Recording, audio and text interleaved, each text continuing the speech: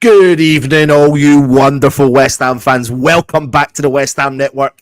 Anton here, Russ here, but we are missing our partner in crime, our rose between two thorns, they could say. Holly is just had to nip away, obviously, because just things take place and take precedent and family becomes really more important. Anyway, we are here bringing you a bit exclusive content for all of the subscribers for the West Ham Network, isn't it, Russ?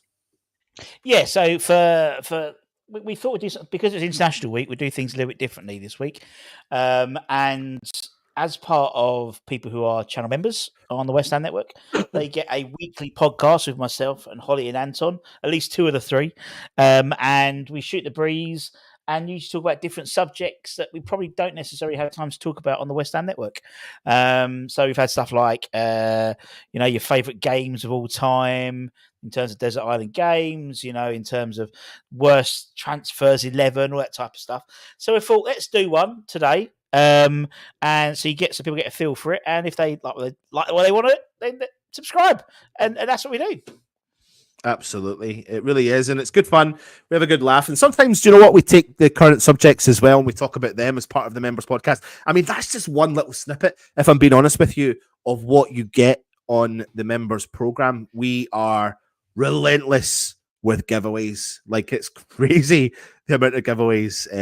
I mean, I think I don't know how many times it is a week, to be honest. And on top of that, the prizes are phenomenal as well. So we do try and give back as much as we possibly can. On top of that, we have exclusive ex-player interviews as well. We had Sebastian Chamel on last week, I think it was. What a great guy. Like, he was my mate. Like, I wasn't even talking to an ex-player. Like, it's just a mate down the pub. And I think we should, the next time we try and grab him, actually take him down the pub and record it, because it would probably be honestly unbelievable content. He would love that. He's such a lovely fella. And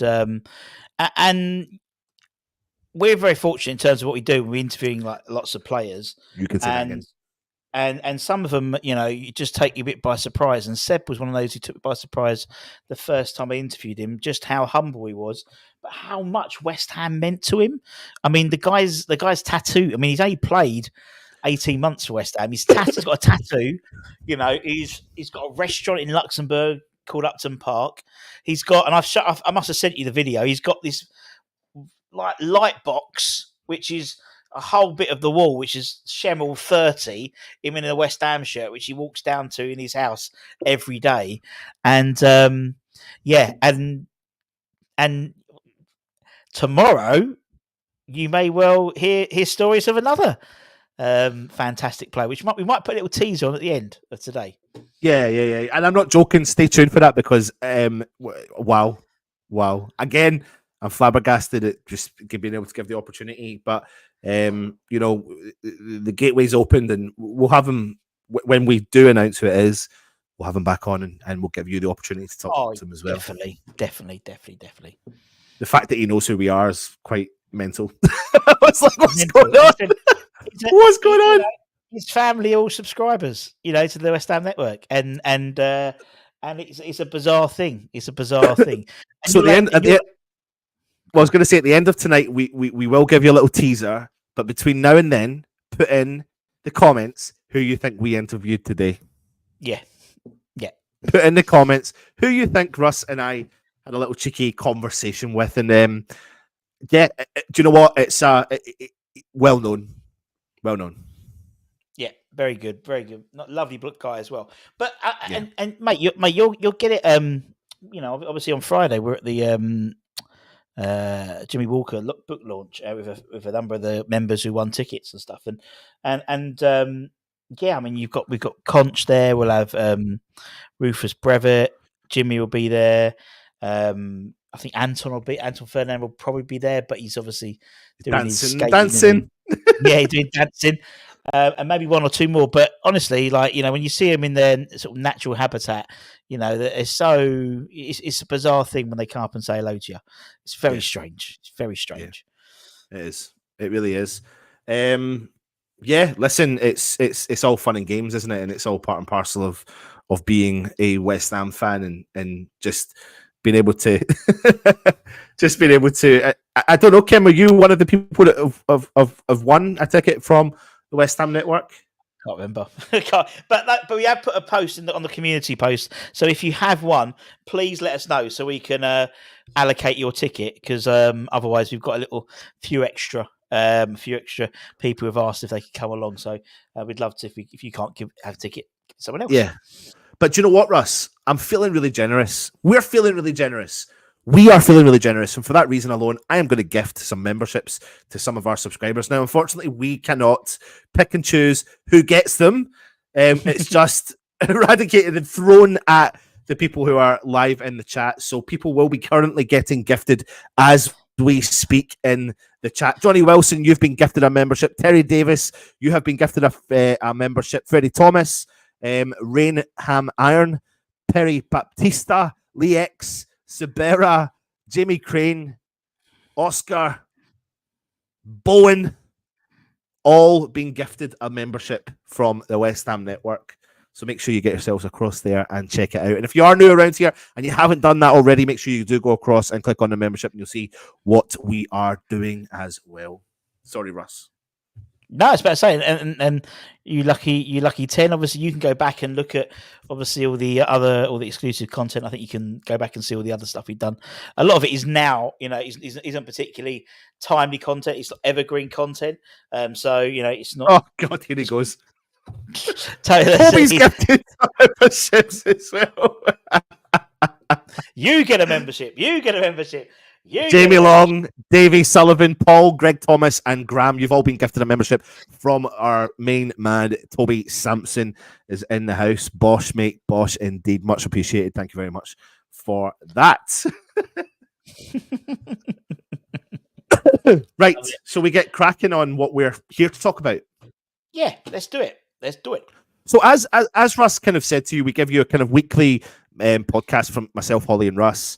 And we talk about loads of different things, etc., etc. And each week we all take a turn to discuss what we want to talk about. Like I said, sometimes it's current, sometimes it's the past, etc., etc. Tonight it's back to me, and I was contemplating whether or not I wanted to do something more on the lead up to Spurs, but I thought we're going to have loads of Spursy content coming up over the coming days, so we'll park that one. And let's talk about what players you would have back at West Ham. And really, throwing the caveat in there, what players you would have back at West Ham. It can be whoever has previously played at the club and left, whoever's previously played at the club and been in their prime, or just someone you liked or loved in general. Now, as part of this, it would have been 3 players for me, 3 players for Russ, 3 players for Holly. Holly's not here tonight, so we can go for 4. We can just go on a bit longer if we need to. Russ, we're only allowed 1 player that's retired, though. I want to put that caveat in because I think it makes it a little bit tougher because you're then not looking so far back. You could go back and choose as loads of hundreds of million players that we've saw, hundreds of millions, hundreds of players that we've saw over the years, and it becomes tougher when they're not retired. Yeah. So you've got to look more in the recent years, and I think many people would have different players there who are currently still playing. So for the first player, I'm going to hand over to you, DJ Russy B. Right. So and in the chat, get yourselves commenting as well.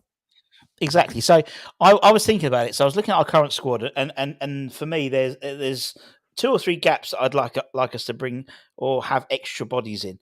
So I thought I'd utilise my current playing side as well as my what's it called as these sort of retired ones. So I'm going to start with my retired one, I think, first.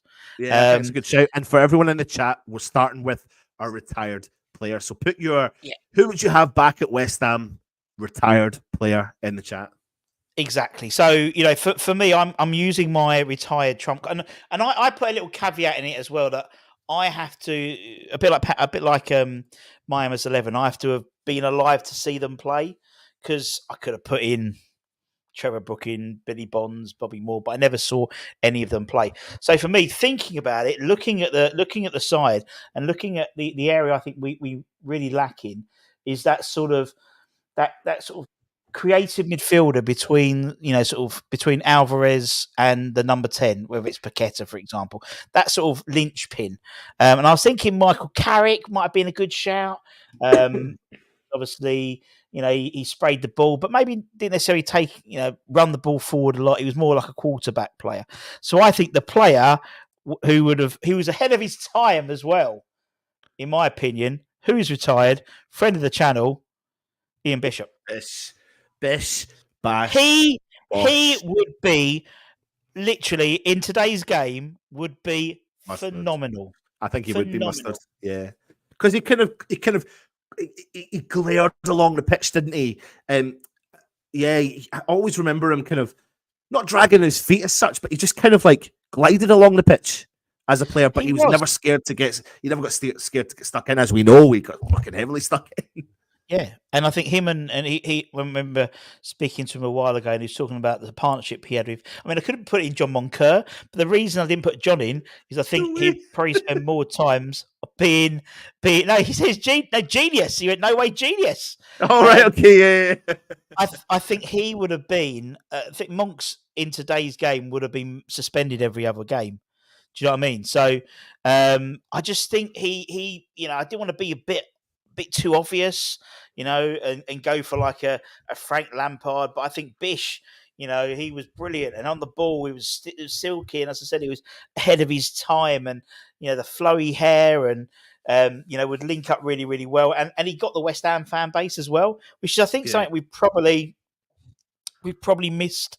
And we've missed with this new transition is that sort of the olds. I know you've got Aaron Cresswell in there and Antonio to some degree in terms of players who played at Upton Park, but without that Noble or even Declan Rice, to be honest, I think you missed that sort of connection between the fan base, and arguably Bish would have had that, and would have been that drop of the shoulder, and he had it in his locker to pin the balls out, 20, 30 yards without any problem at all. And he could bashing a goal from distance as well, couldn't he? Exactly, yeah. Not known for his goal scoring, but I know. But he the ones he did, he banged them from distance as well. Yeah, I totally agree. So for me, I think Bish would be a really and again, sort of in terms of what we're trying to achieve in terms of more of a progressive style of football, possession based. Someone like Bish on the ball, calm, collected. I mean, could have put Carrick as well, in that sort of same well, but I just think Bish, I just wanted to be a bit different as well. Yeah, and I think that's what's cool about doing these particular shows, because sometimes we can go with the obvious and sometimes we can try and, come away from the obvious because we know the chat. I'm not meaning that in a disrespectful manner, because we expect answers with all due respect, Toby, because we all want Dean Ashton, so we're just trying to think a little bit different on that one. Jay, we're saying Marlon Harewood, which I think is a great shout. Yeah. I think in his prime at West Ham was phenomenal. The Boleyn Lounge is in the chat. Good to see you, my friends. Liam Brady, I mean, what a good shout there from Martin Barrett. Again, depending on the era of watching, era of watching West Ham, then depends if you saw or not. Bobby Moore, we need a leader. Frog in a well. I don't know how old you are, mate, but if you were my age and my dad, then I can understand that. I mean, what unbelievable. Great shout, Rob, retired player for me. DeCanio as well. Yeah, but I was thinking we don't, in terms of how we're set up at the moment, that's what I was trying to look at. Having a DeCanio would be great, but we've sort of, would we drop Kudus? Where would he play in the setup? He was very much. I get your point, because you're looking at what we look for. Now, as such. A little bit different, because of course you'd want him in your side. This is a bit of a good shout, and it's prime. Remember, in its prime, John Hartson during that one season in particular, he was phenomenal. I know he sparked up a bit of a relationship. He obviously carried on and boosted on in that out of those two, but he was like sometimes unplayable strength, and just he used to have a ping on him, didn't he, as well? Oh yeah, 26 goals that season, wasn't it? With and was it 26, 25? Yeah, 26. Something like that. And a majority, but they were all different goals. They weren't just him bundling the ball in from a header. They were finishing. Tevez, usual suspect, great shout. Dean Ashton with fresh ankles is the correct answer. And to be honest with you, it is a really good shout. Fucking hell, Dean Ashton, what he could have achieved, whether or not it had been at West Ham or elsewhere, he would have definitely pushed on. And if he hadn't got that injury, he would have been unbelievable, Russ. I mean, what a player. What a player. What an absolute. Fortunate enough to see him. I saw him a couple of weeks ago, and he still highly regarded by all of us. And as I said, he's a top guy as well, and loved his time at West Ham, and he'd have been phenomenal, absolutely phenomenal. Yeah. Vic Watson, I mean, Miss Smith. I don't know how old you are, but Ray Stewart, Lampard Senior. Never ask a woman their age. How fat are you? No, that's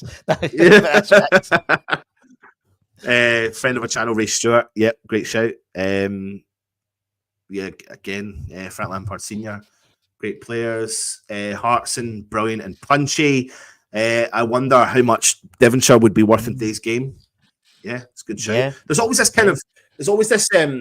always have this conversation with my dad in particular, and you always say the game's changed so much that, for example, when you look at the Hard Knocks central defender who played back in the day, they could not play that way anymore because they would be sent off every 2 seconds. Like, they would have to change their game, and they built their game on being that nut job.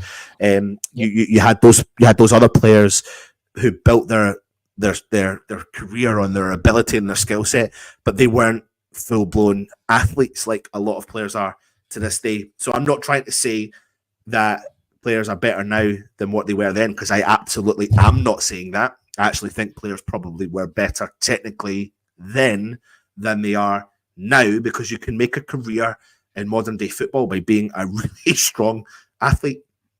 And I think the question, bringing players up for that, Adama Traore is a really good example, in my humble opinion. He's made an unbelievable career for himself by being not the most technically gifted footballer, but by being an absolute athlete. And having people in the family who have played football and are currently playing football, and when you listen to what they're looking for, yes, technicality really does come into it, but I'm telling you something now, if you can run 100 meters in a specific time set, and you can hold on to that ball, and or you can maybe put the ball in the back of the net every now and then, and or if you can do certain things, then you've got a good shot. You're going to have a good shot at getting it, So, good shout. Don't forget, when David Moyes came in, what did he want? He wanted someone who would run, and they gave him Tommy Soucek. Yeah. And that was his mantra. Yeah, that was his not necessarily a good ball player, someone who would run, and that's so true. Absolutely. Well, Andy Carroll's not retired. If anyone doesn't know, he's currently plying his trade in the bottom tier of France. He is. He's playing for Bordeaux, isn't he? Bordeaux. Sir Trev. Right, there's loads of comments in there. Let me get on to mine, Russ. It's a bit controversial because I know the way some people feel about him now. But remember, I'm talking about in their prime, in their career, whether it was with West Ham or every other club that they played for. And to be honest with you, several times through his career, I felt like he was going to come back. He didn't. He's a proven goal scorer. You ready for this one, everyone in the chat? His name is Jermain Defoe. And I think you can fit someone like Jermain Defoe into our team right now. The fox in the box, but someone that can drop in deep, can run the flanks, but can shoot from distance. And to be honest with you, his goal scoring record speaks for itself with every single club that he went to. I always had that.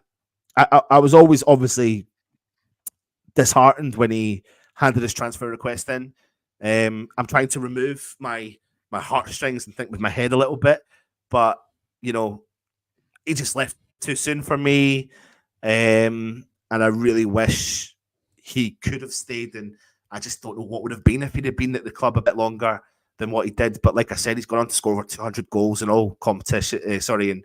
In all competitions throughout his career, and been had a successful career with that. What do you think on that one? Boo. I think he always played better when there was. I think he would play well if he had someone like Tommy Soucek as behind him.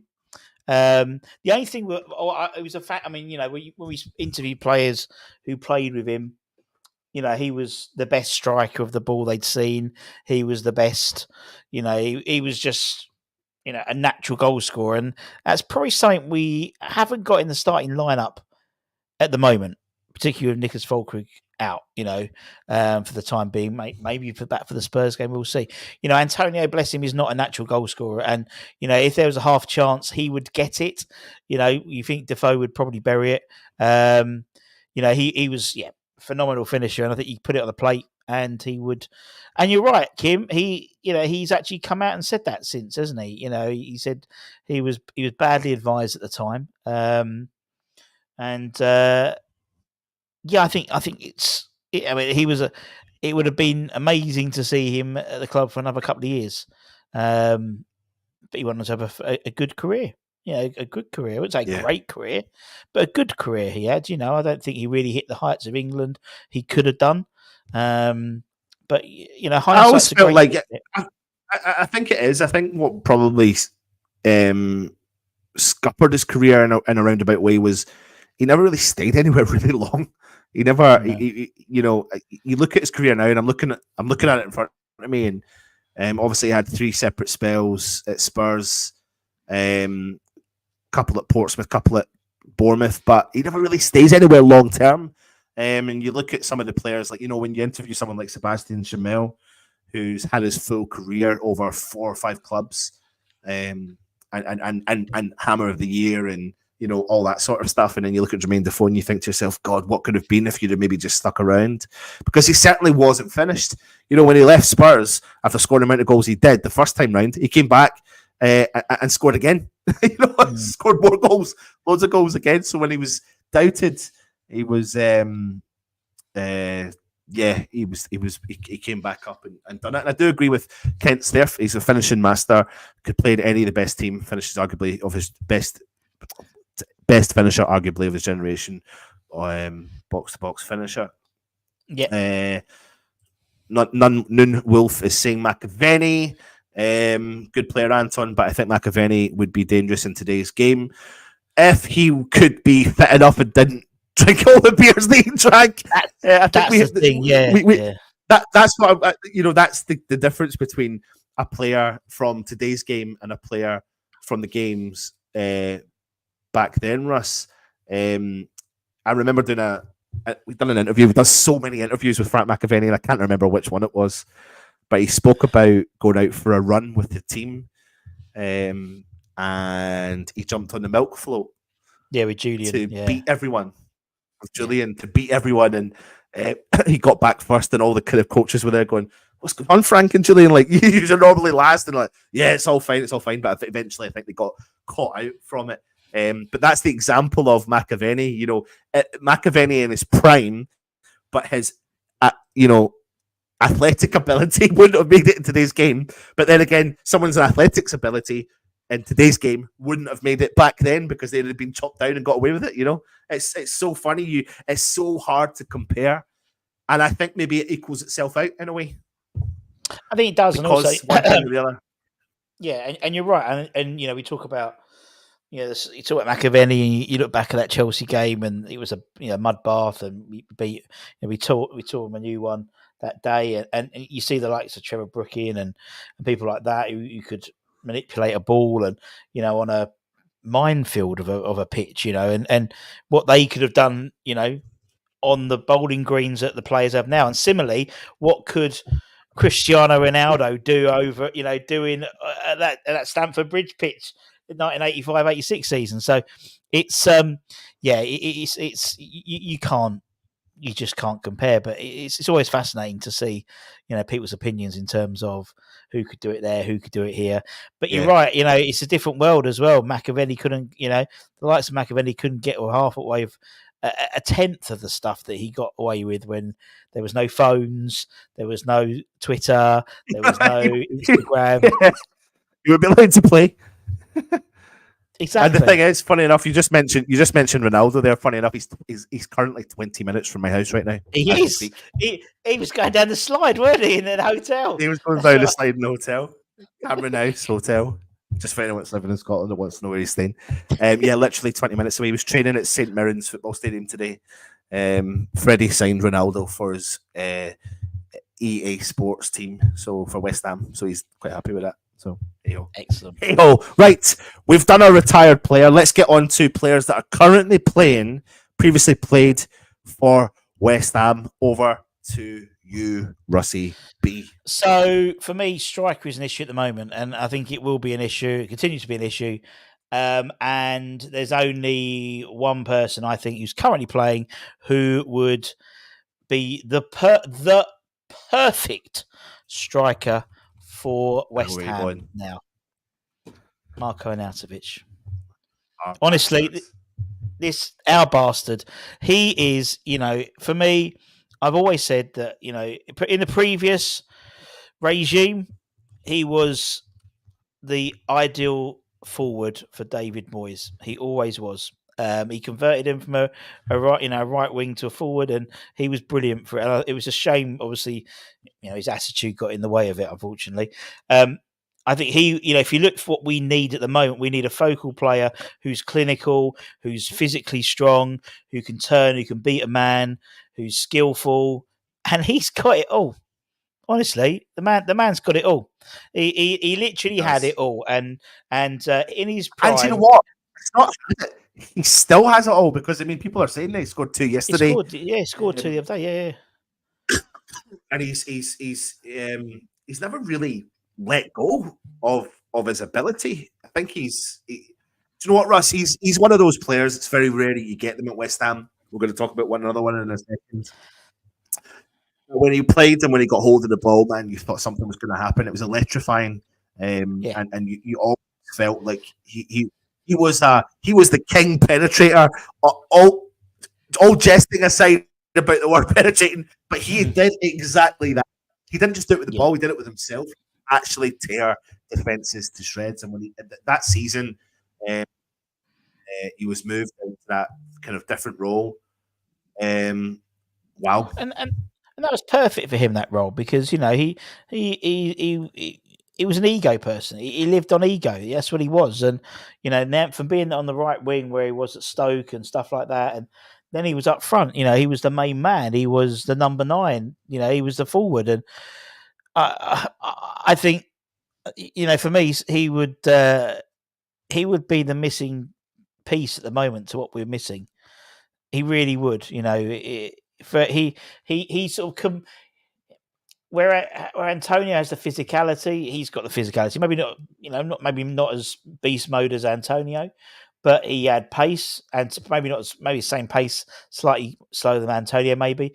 But he could beat a man with skill rather than just knock it past him. He was a bastard as well.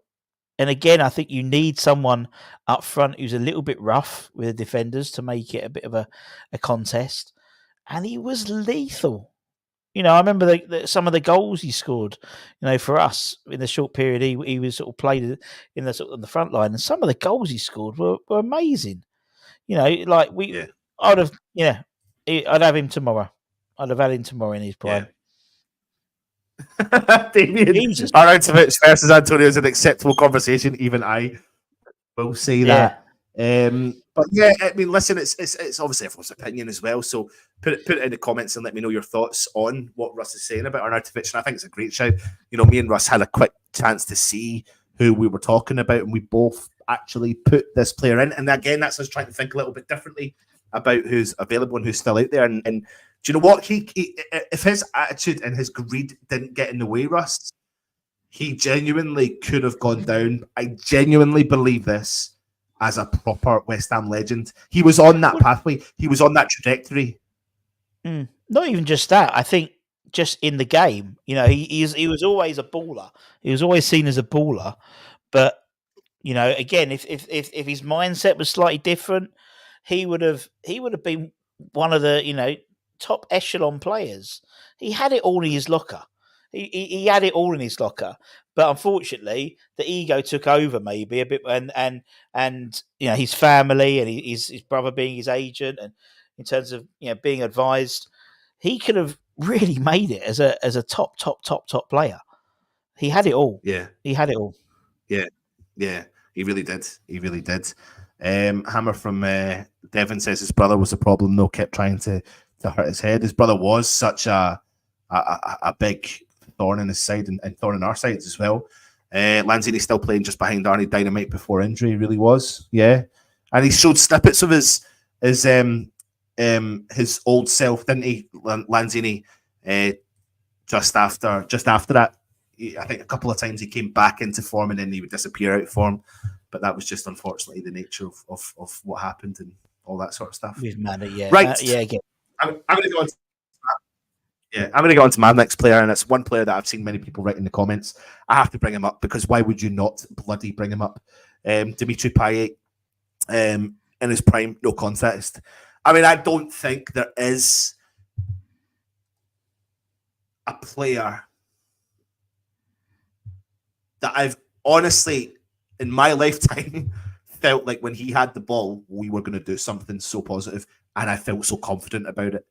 I don't think I've ever had that feeling again. I think there's players that come close, and also depends on who the manager is. A bit like I feel like Kudus could be that.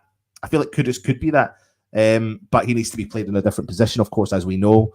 I think Arnautovic could have been that if he hadn't got so greedy and his brother had gotten his thorn. I'm not saying he would have risen to that level, but that season, Russ, was just out of this world.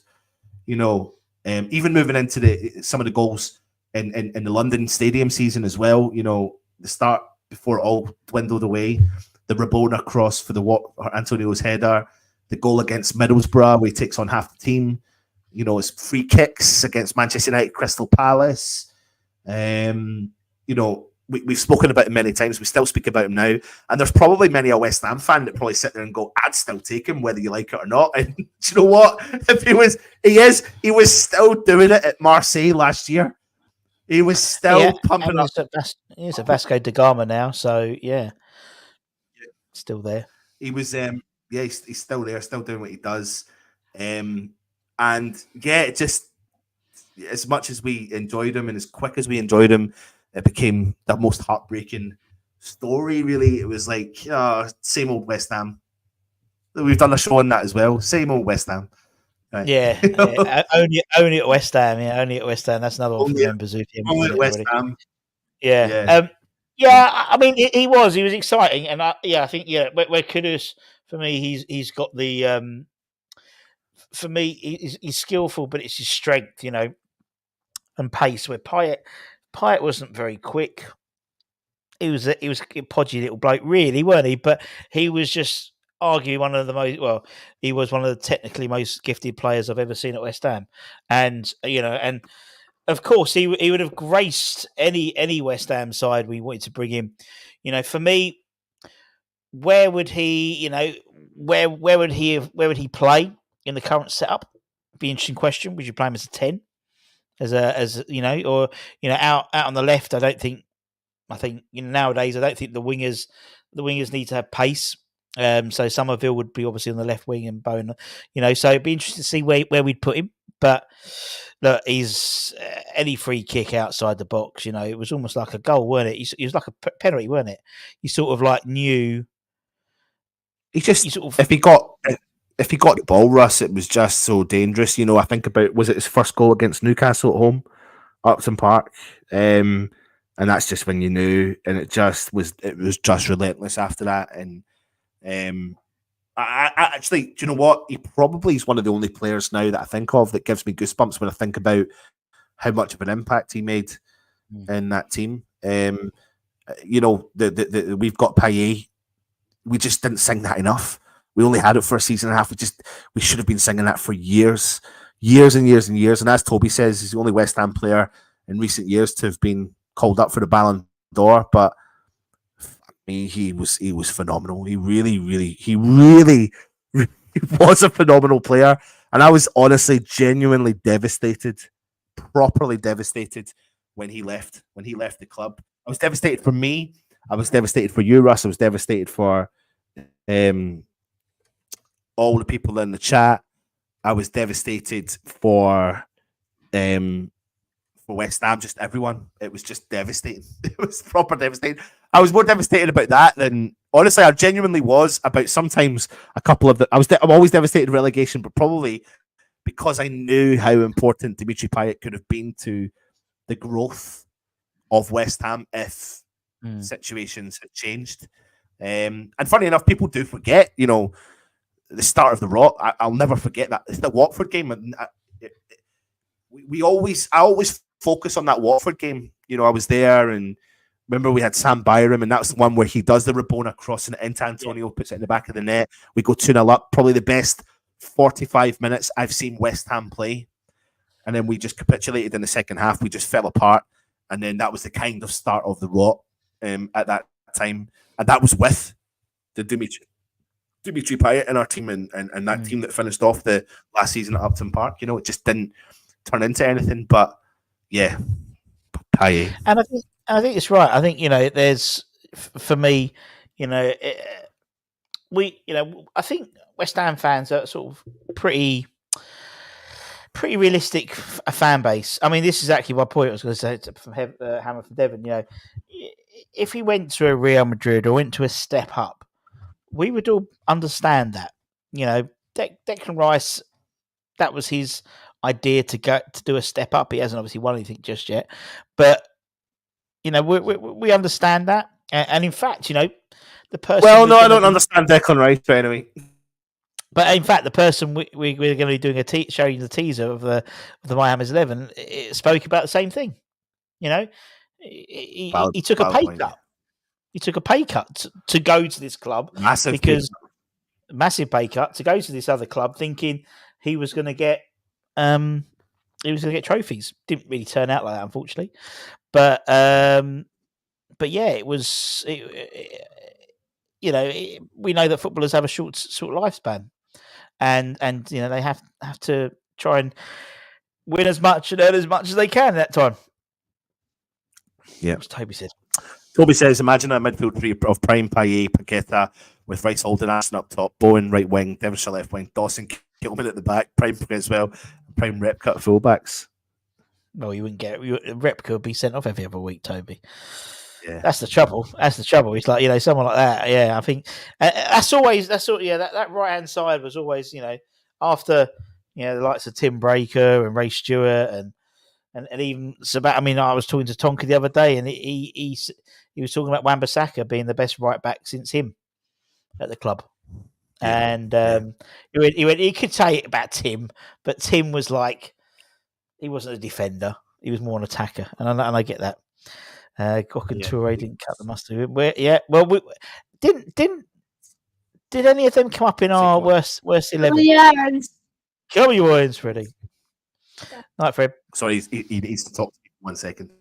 No worries. That's okay. Carry on. Let's go through a few comments while Anton's doing some parenting. See, when they say men can't multitask, what we got here?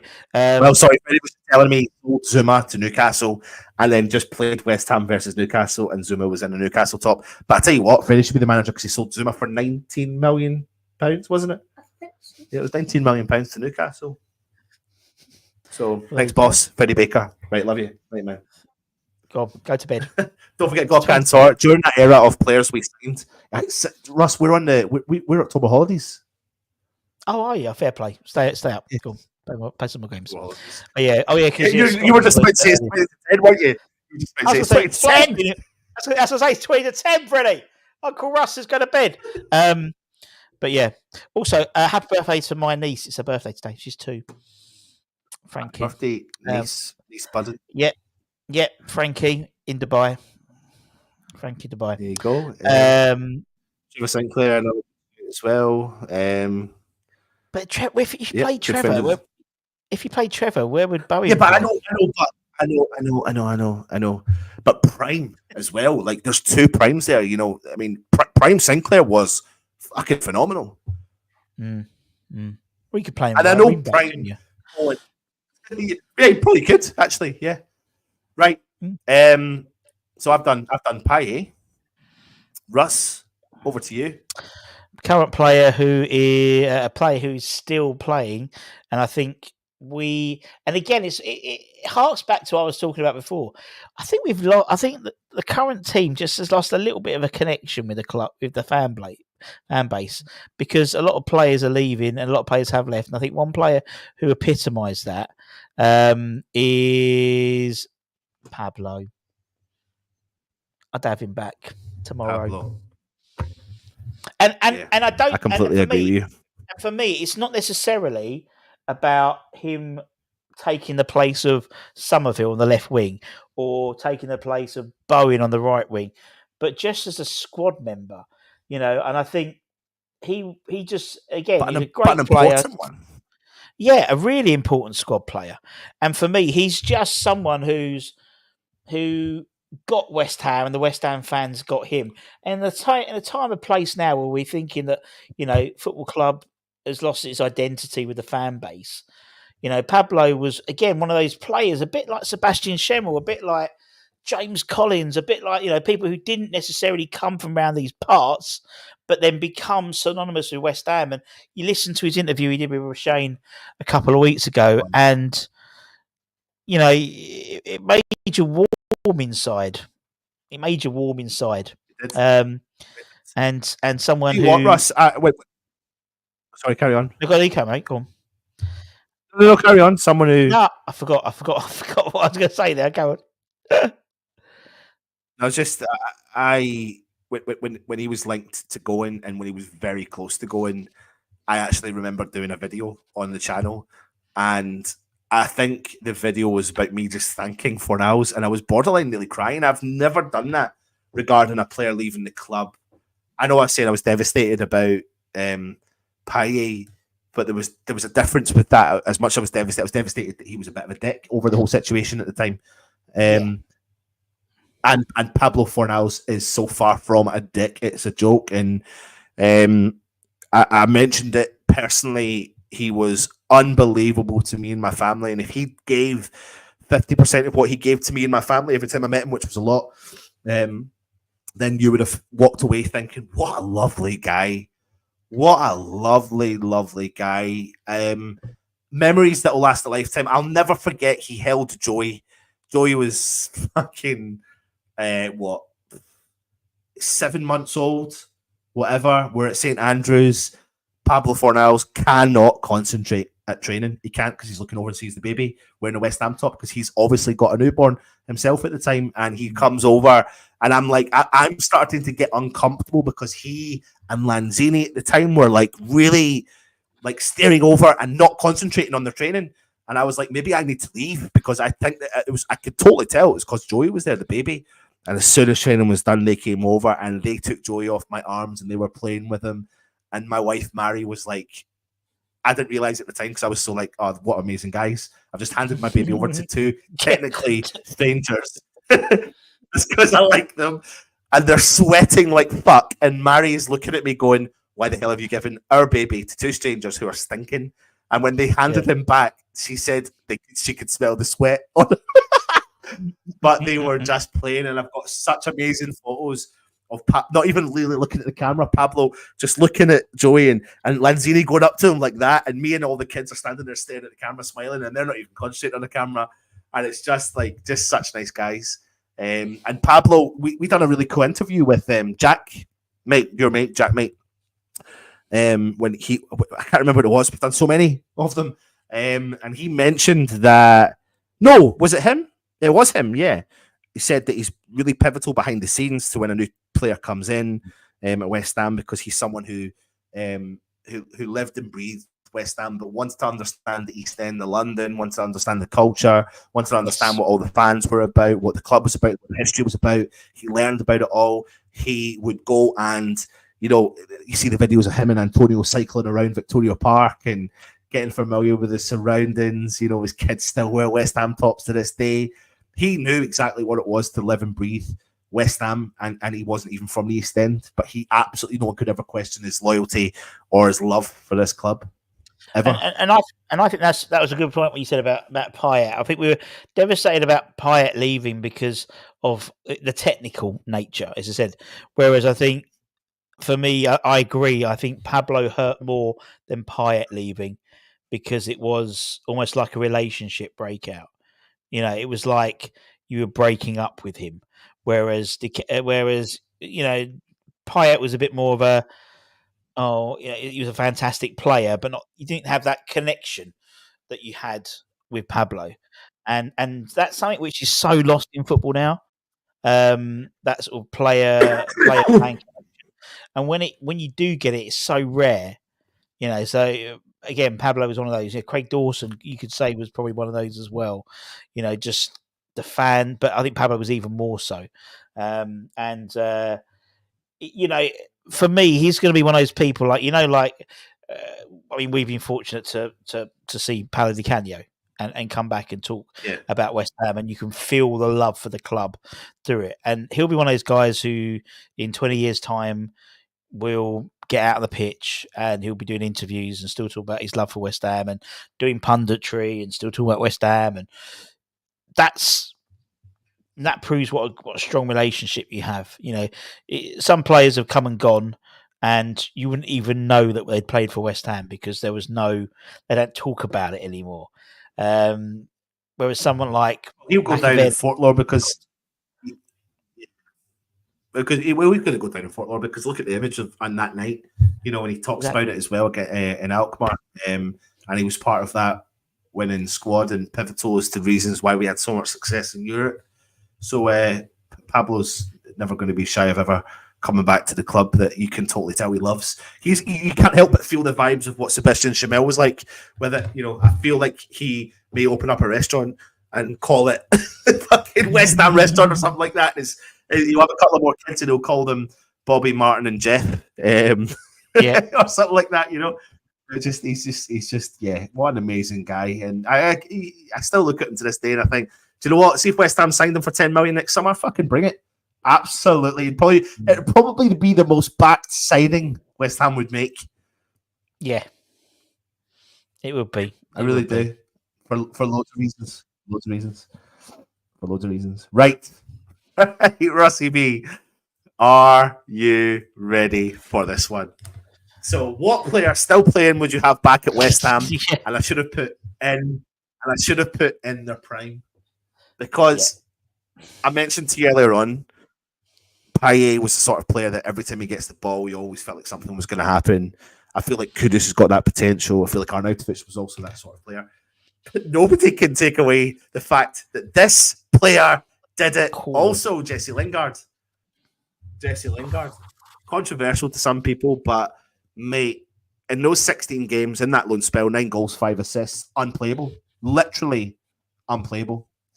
And I, to this day, still believe if he had stuck around that season, his form would have continued. I honestly believe his form would have continued. He would have pushed on in his career, and he knows that. And that's why when you hear him do interviews, and you can totally tell he's kicking himself in the fucking brain and in the balls because he knows he made a big boo-boo. And at the time, I remember him when he went back to Manchester United. They just signed Ronaldo, boyhood club, living the dream, playing with his hero. Get all that. I fully understand that. Me and you would be the same in the same situation. But looking at those 16 games, Russ, and the funny thing was, he wasn't supposed to play on the game that he did, which was against Aston Villa. I think we got a last-minute injury. I think he was going to potentially come off the bench or maybe start the next, or no, actually maybe not even guaranteed start, but because he came on and made such an impact and then just continued that impact, the team were relentless. I understand the grade. I can imagine the comments. I've not looked at them yet. But prime Lingard, fuck me. I don't know if any other such a successful loan signing by any club, let alone West Ham. Oh, it's mental. It was mental, and when you look back at it, it was, what he did in such a short amount of time. And I always refer to what Dan says. Dan says, never fall in love with a loan signing, and we did, and we all did, and we tried to get him back for the next 2 years, wasn't it? Really, for me, he was. It was the right place, right person at the right time as well. That January signing. You really want someone who can be a boost, and he was. He was, and it was a boost in a time when obviously no one could watch the games because of COVID. In the stadiums apart from me. And I thought, he was phenomenal. He's exactly what we needed at that right time. We needed that boost.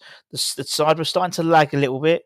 He came in and went for it. And he seems to be too busy streaming on YouTube now rather than playing for what's that in South Korea at the moment. He's moved, hasn't he? He's moved to South Korea. He's already moved clubs in South Korea, but apparently he's settled. He's got a girlfriend, and all that sort of stuff. But yeah, just if he'd have just committed, to the club at the time, I genuinely think we would have gone on strength to strength and built upon that. But losing him because he was so pivotal to us becoming so successful in that run of games, it didn't scupper us. It just meant we had to kind of refresh and think, fuck, how do we replace that? How do we replace that burst? Because 9 goals and 5 assists in 16 games is ridiculous in the Premier League at top flight, especially from a player who was, and to a lot of people, done and dusted, hence the loan. And I wonder, coming up.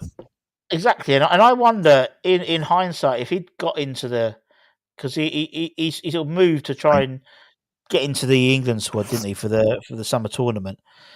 If he had have got into the tournament, I wonder whether he would have stayed at West Ham.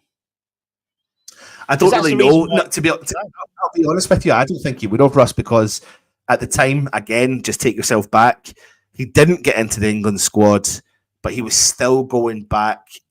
You know, I think he was going back because he's a Man United boy.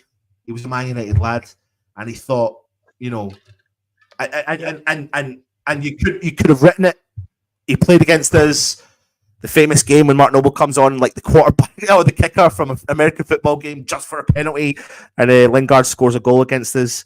And it was written in the stars, but he didn't push on from there again because by that point he wasn't getting regular game time, and by that point his momentum had dropped.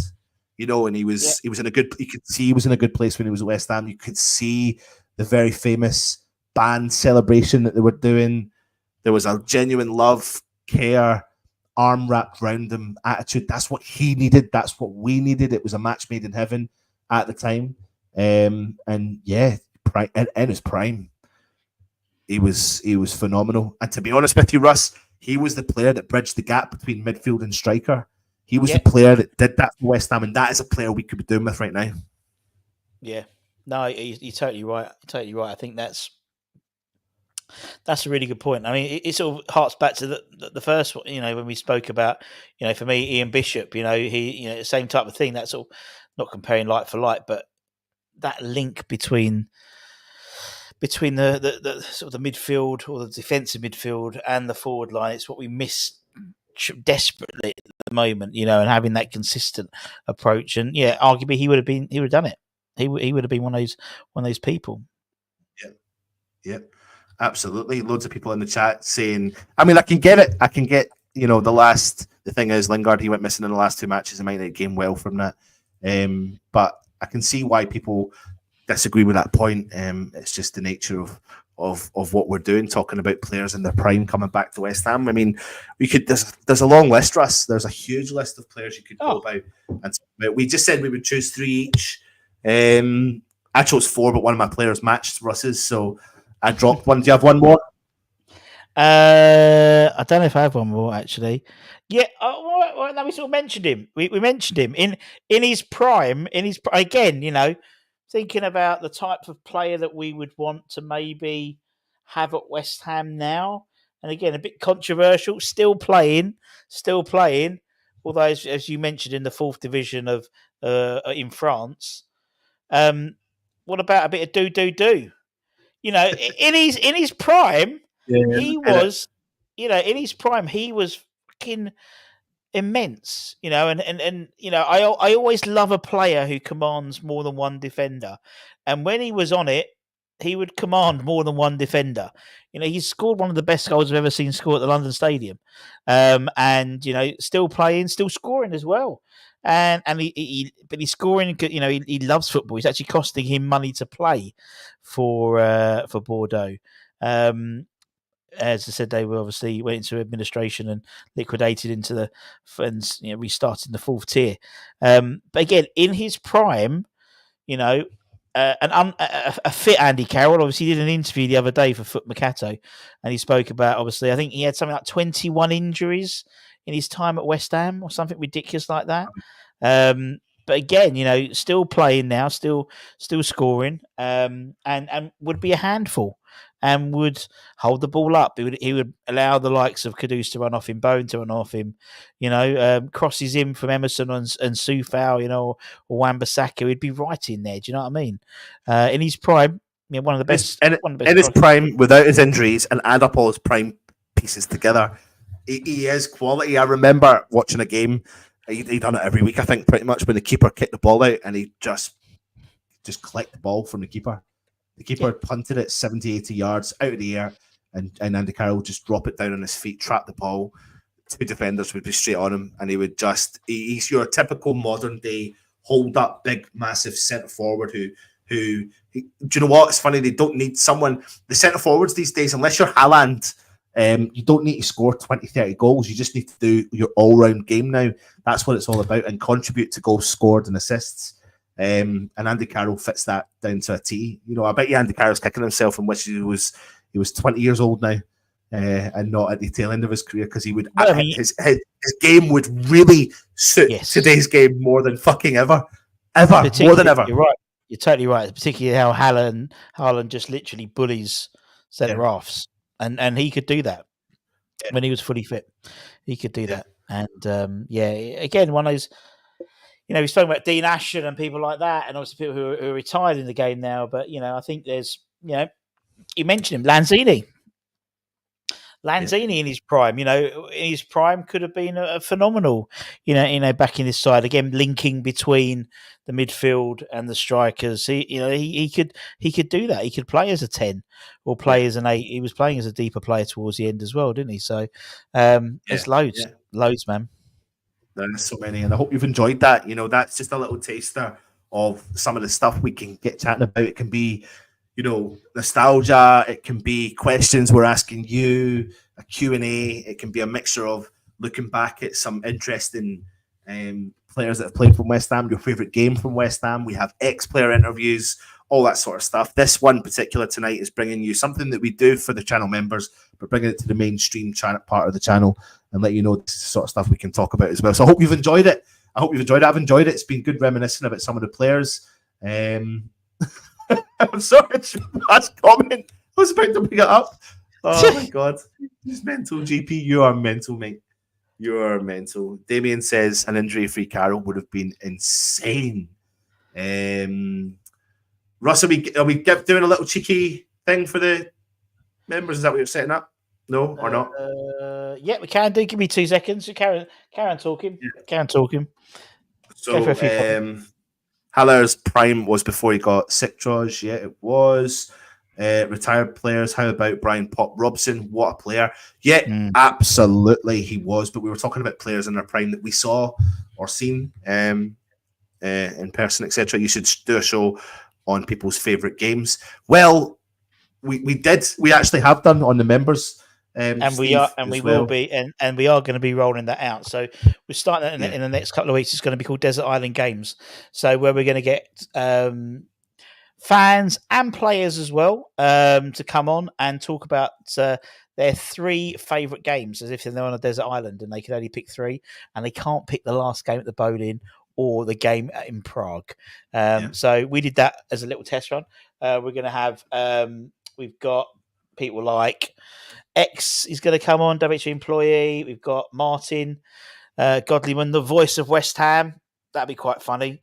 It'll be quite interesting.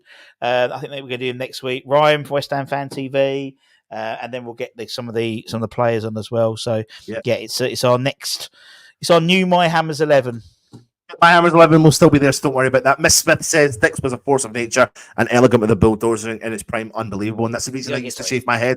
Miss Smith, that was the reason I used to shave my head. What a legend of a player he was. And I think he was, for me, was obvious to put in my retired player.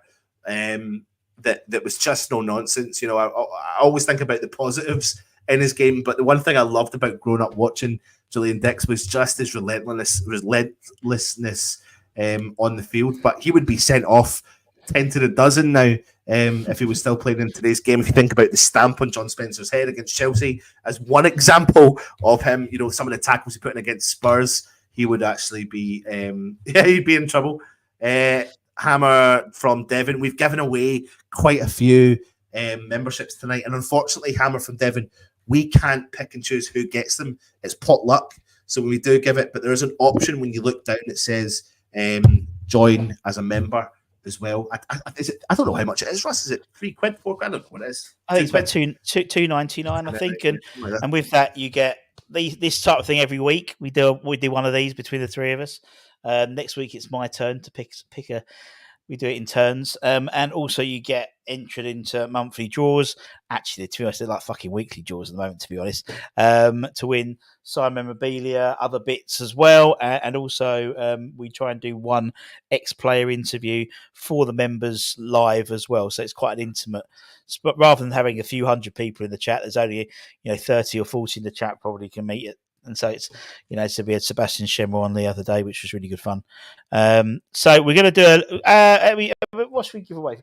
We'll give away still a couple of these left. Yeah, so hold on just quickly. That's the link you clicked if you want to become a member. Now, Russ is about to do a giveaway, and the giveaway is is it for the members only, Russ? What are we doing here? We're doing it for members because obviously they haven't got this. This is the members' time. For them. Yeah. So we're gonna give it for them just because to say obviously you didn't get your podcast this week. So give some stuff away. These are still available. I think we got about 3 or 4 left. So we're gonna give a couple of these away. And also we're gonna give away some other stuff as well. As I said, we like to give away plenty of stuff for the members. So we've got all the members in there, including the new ones today as well. New ones have been gifted by Anton and Gary and Toby, obviously, and your friend of mine, Paul Flower. Paul Flower has won himself a lovely mug. A lovely mug. Congratulations, Paul. Paul actually won tickets to see with me and my brother to see Jimmy and Colton Cole at night, and Paul came down from up north, and I introduced him to Jimmy Walker because they were from the same neck of the woods. So there we go. Right, we'll do another.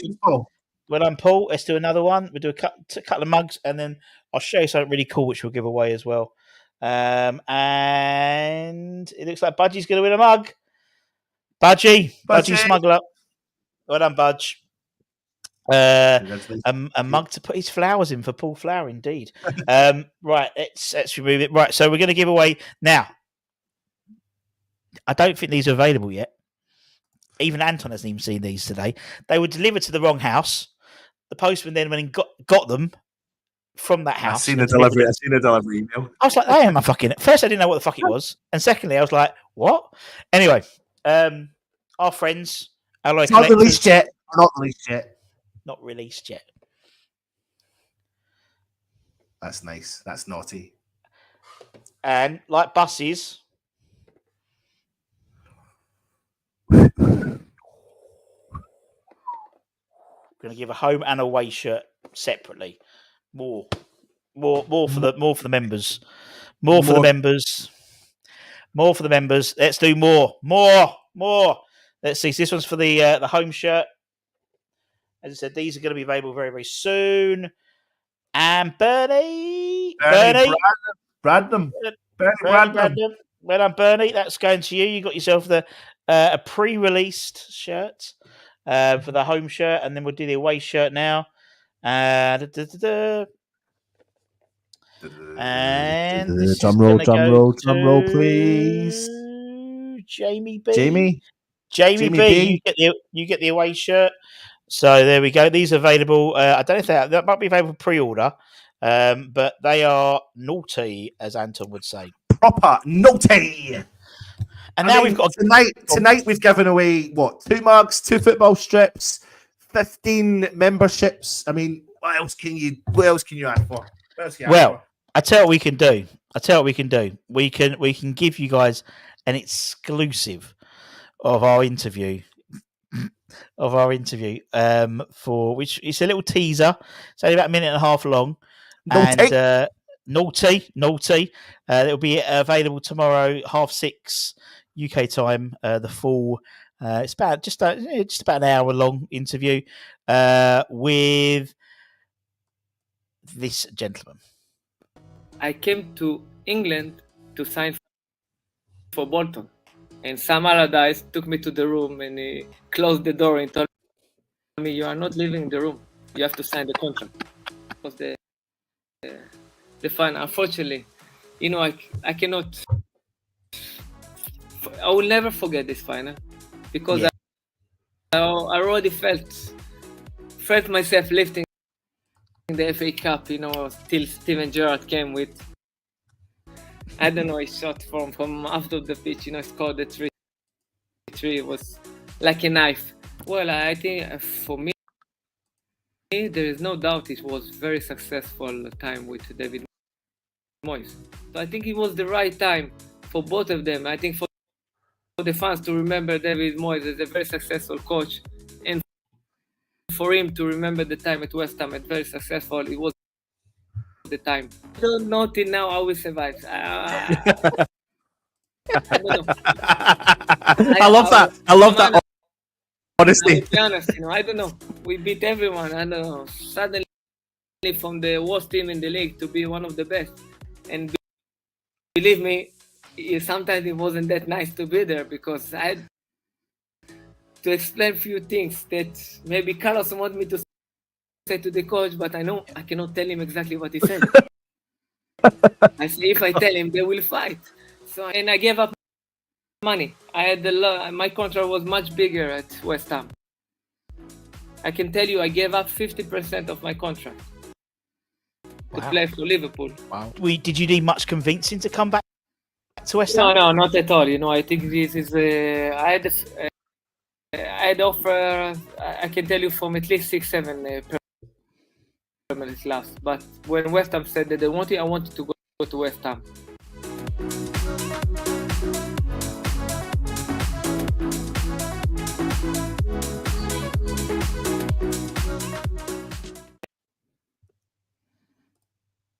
you know what, Russ? I've just watched that back and I'm smiling again. Like it could.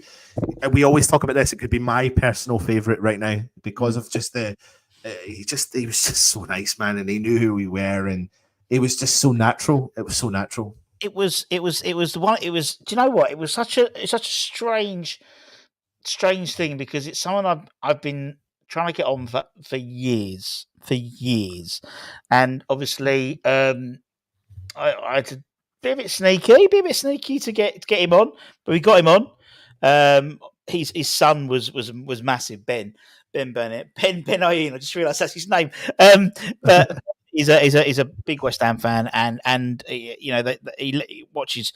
They subscribe to the channel and stuff, and he's been badgering his dad to do it for ages, and finally he succumbed. And it wasn't like he was doing us a favour. Some people I've interviewed people before, and it's almost like they feel like they're doing us a favour. He genuinely wanted to talk about West Ham. He genuinely said, I don't talk very often, but I want you to come on. I love what you guys do, and and he did. And a spoiler alert, he doesn't give a Hammers 11. He's so nice. He didn't want to single people out and forget others. I managed to get a little bit out of him, sort of. Yeah, you did it a roundabout way, didn't you? Yeah. Anyway, if you were playing, who's your top striker? Who's your top central defender from the list of 10 players you gave us? Who was the kind of, and then the first two names he gave you? But okay, done. Okay, done. Yeah. So yeah, it honestly, you guys, and it's incredible. Just like some of the stories, as I said, I never knew that he was literally going to be signing for Bolton, and he was having the medical for Bolton, and on the way up to Bolton, he was interviewed. Basically, his agent went, "Come talk to Alan Pardew," so he did. But he still went up to Bolton and still went through the medical and stopped the medical halfway through. He says, "Do you know what? I don't know if it doesn't feel right. I don't know if I want to be here.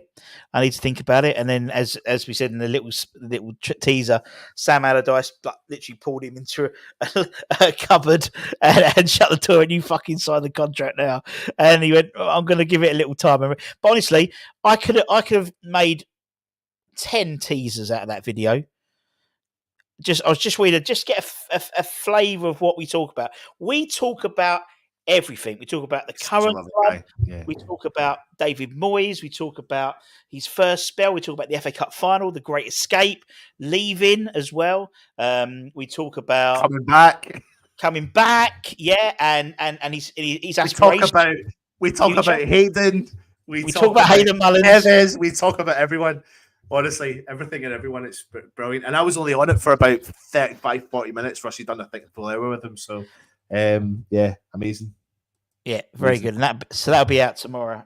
So that's a little thank you, a little teaser, and yeah, we'll now work on the next one. We will. Right, everyone. If you're new around here, hit the subscribe button. If you haven't done it, there's a little subscribe button there. If it's not coloured in, it's not gone grey, all that sort of stuff, hit that. If there is a thumbs up, please hit the thumbs up. If you haven't left a comment, please come in. If this is live, so even if you're on there and you think, I've never spoken to these guys before, we've got a really nice community. We've got nice admins. We'll control it. We'll have no one sitting there being really horrible to each other. So please come in and say hello. Even when the video stops, leave your comment. It really does mean a lot for us to do it. Also, if you would like to become a channel member, click on the join option as well. But that is your show for this evening. Russ? Oh, fucking hell, Toby. You're at it again. Yeah. Toby has currently gifted 5 more memberships because he is a crazy nutter, mate. You are a crazy, crazy nutter, Toby. But you're a good. He's one of life's good guys. Everyone's one of life's good guys, though, aren't we? So, Martin Barrett, you've got a membership from Toby. Amy LR87, Jack So, Shane's World, and Jabba Dabba. You've all been gifted a membership from Toby. Final words to you, Russ. Come you irons, subscribe. We might put the Yoshi thing out as a premiere maybe tomorrow. We might do so. Anyway, keep an eye on the channel, subscribe, hit the bell notification. Whatever happens, 6:30 tomorrow afternoon in the UK. It'll be coming up. You know what? Sure. I think Toby has earned a prize, Russ. Yeah. We'll get him a prize. I'll have a look. We'll have a look. Russ is going to be a very busy man at the Royal Mail tomorrow. Maybe not tomorrow, but maybe we'll get Toby something on Friday. Yes, we'll get something nice for Toby on Friday. Yeah, because we'll see. Yeah. Right. Cool. Everyone, much love. Thank you for joining us. Thank you. Like I said, hit the like, hit the subscribe, leave a comment, and come on, you irons. Irons.